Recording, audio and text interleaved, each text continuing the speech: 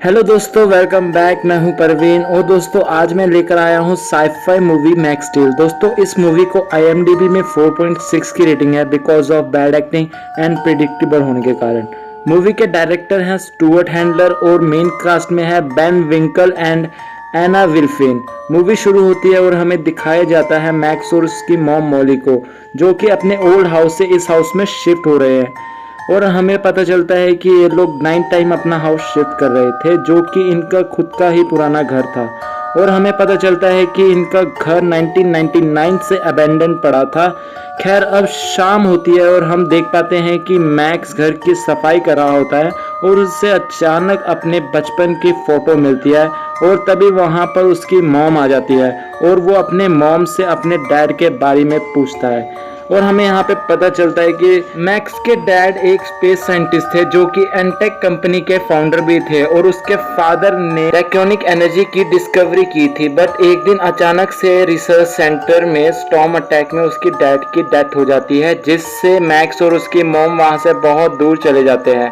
खैर अब उसकी मॉम वहाँ से चली जाती है और मैक्स जैसे ही किसी सामान को चक कर रख ही रहा होता है, तभी हम लोग देख पाते हैं कि उसके हाथों से कोई एनर्जी जैसी चीज निकलती है, जिससे उसका टीवी ब्लरी सा हो जाता है।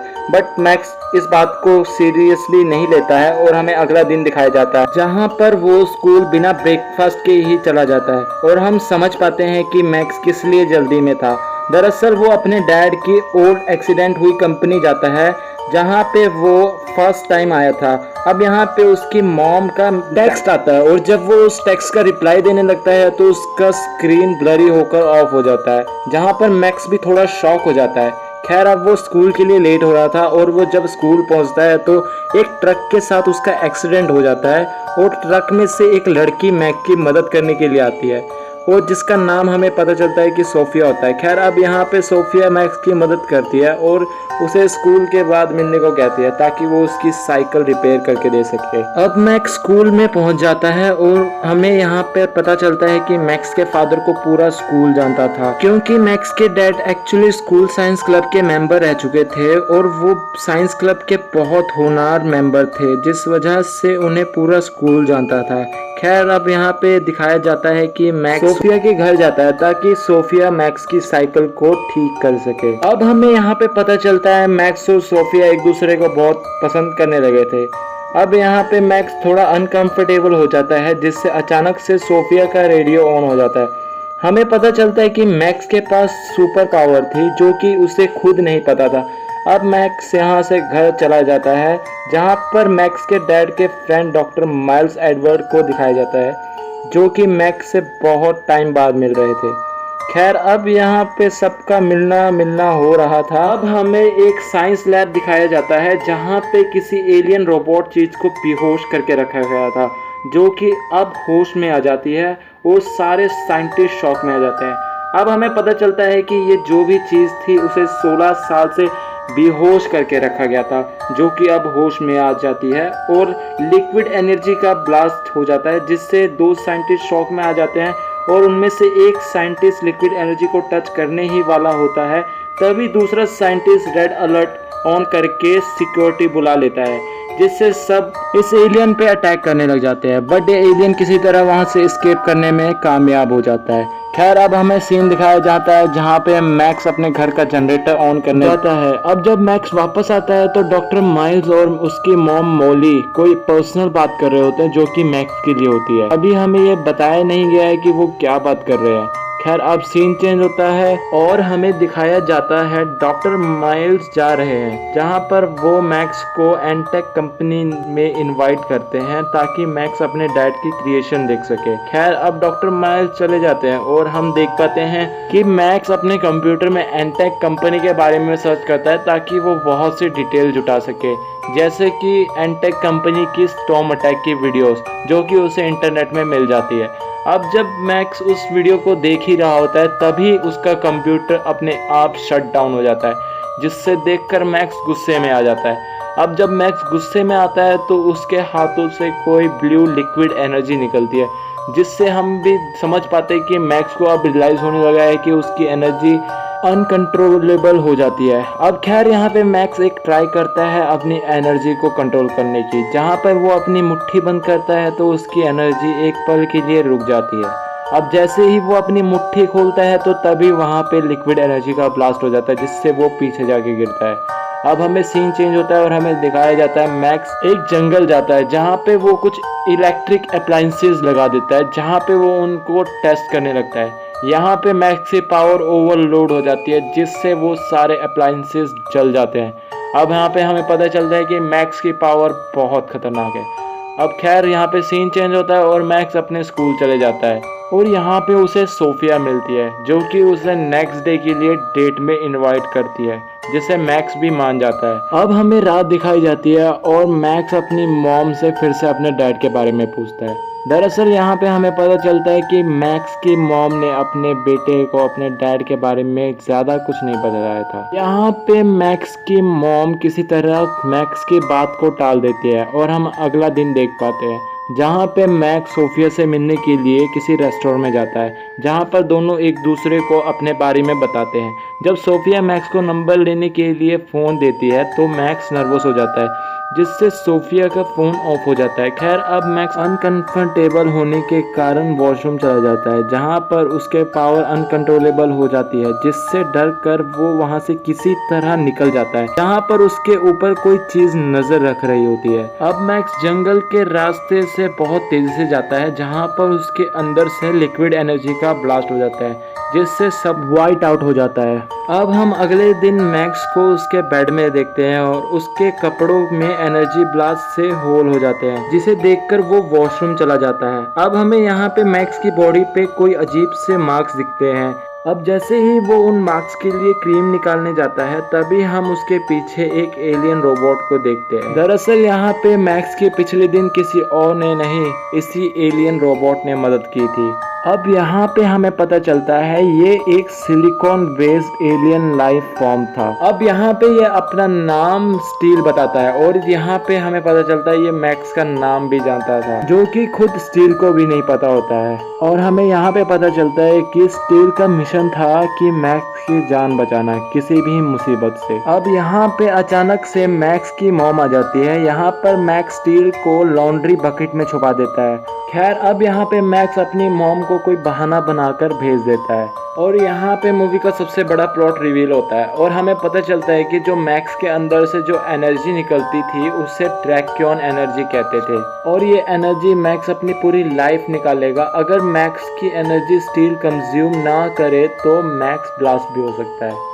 अब अचानक से यहाँ पर वही लैब के लोग पहुँच जाते हैं और दोनों के ऊपर फायरिंग करनी स्टार्ट कर देते हैं। खैर ये लोग उनसे किसी तरह बच जाते हैं, पर तभी मैक्स और स्टील दोनों को एक साथ विजन आता है, जिसमें स्टील मैक्स के डैड के साथ में होता है। खैर जब ये लोग होश में आते हैं तो हमें पता चलता है कि ये दोनों ही एक दूसरे के साथ लिंक्ड होते हैं और अब ये लोग वहाँ से किसी तरह बचकर निकल कर अपने स्कूल पहुँचते हैं, जहाँ पर स्टील बहुत सी बेवकूफ़ियों वाली हरकतें करता है, जिस कारण मैक्स उसे स्टेडियम के चेयर के नीचे ले जाता है, जहाँ पे स्टील फिर से मैक्स की ओवर एनर्जी को कंज्यूम करने लगता है।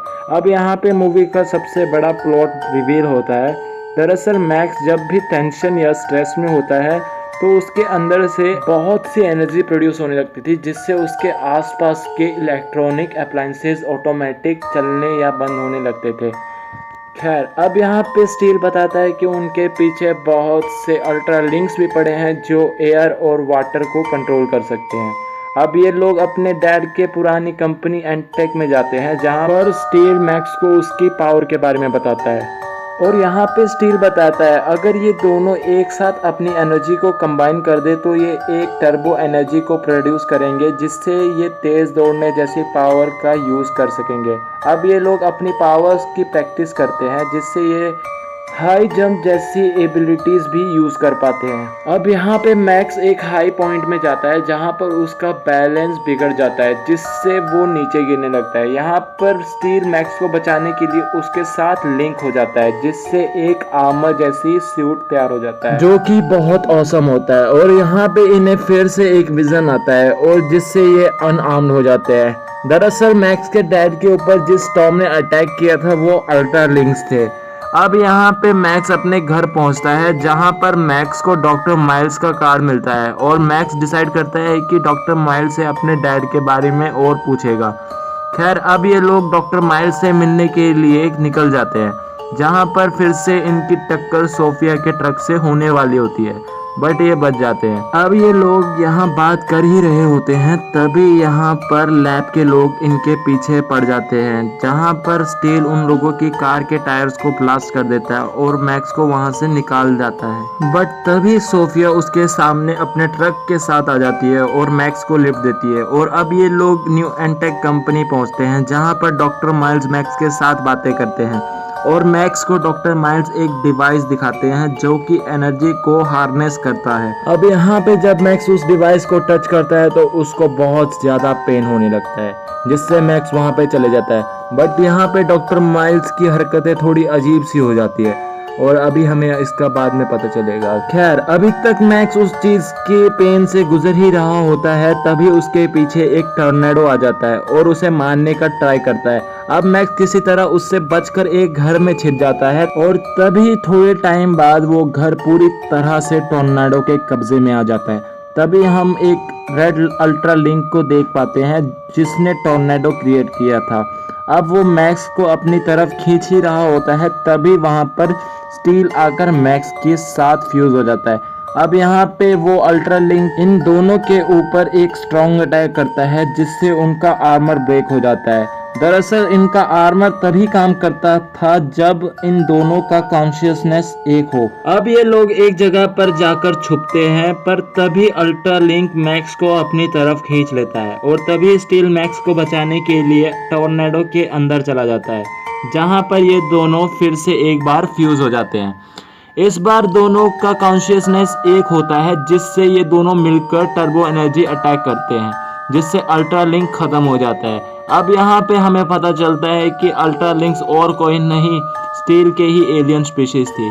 खैर अब यहाँ पर मैक्स का स्टील से भरोसा उठ जाता है क्योंकि स्टील की स्पीशीज ने ही मैक्स के डैड की जान ली थी। खैर अब यहाँ पर मैक्स अपने घर पहुँचता है तो उसे उसके घर के बाहर वही लैब के सिक्योरिटी वाले दिखाई देते हैं जो कि मैक्स के ऊपर गोलियां चलाकर उसका पीछा करने लगते हैं। अब यहाँ पे मैक्स उनसे किसी तरह बचकर सोफिया के घर जाता है जहाँ पे वो सोफिया से कार और मोबाइल मांगता है जो कि सोफिया दे देती है। अब मैक्स सोफिया के फ़ोन से डॉक्टर माइल्स को कॉल करता है और डॉक्टर माइल्स से हेल्प मांगता है। यहाँ पे डॉक्टर माइल्स मैक्स से कहते हैं कि उसकी मॉम को लैब सिक्योरिटी वालों ने किडनैप कर लिया और उन्हें उसके डैड के ओल्ड लैब में रखा होगा कहता है। अब यहाँ पे मैक्स टेंस्ड हो जाता है जिससे उसके अंदर की एनर्जी के कारण उसकी कार खराब हो जाती है। अब यहाँ पे मैक्स को याद आता है कि उसकी साइकिल सोफिया की कार में ही रह गई थी। खैर अब मैक्स अपनी साइकिल से किसी तरह अपने डैड के ओल्ड लैब पहुंचता है। अब हमें दिखाया जाता है कि सोफिया मैक्स की मॉम को कॉल करती है और हमें पता चलता है कि मैक्स की मॉम किडनैप ही नहीं हुई थी बल्कि मैक्स की मॉम उल्टा ही एंटेक कंपनी की 50% पार्टनर होती है। अब हमें यहाँ पे पता चलता है कि मैक्स की मॉम को माइल्स के प्लान के बारे में पता ही नहीं था। खैर अब मैक्स की मॉम उन लोगों को मैक्स की सिक्योरिटी के लिए भेज देती है।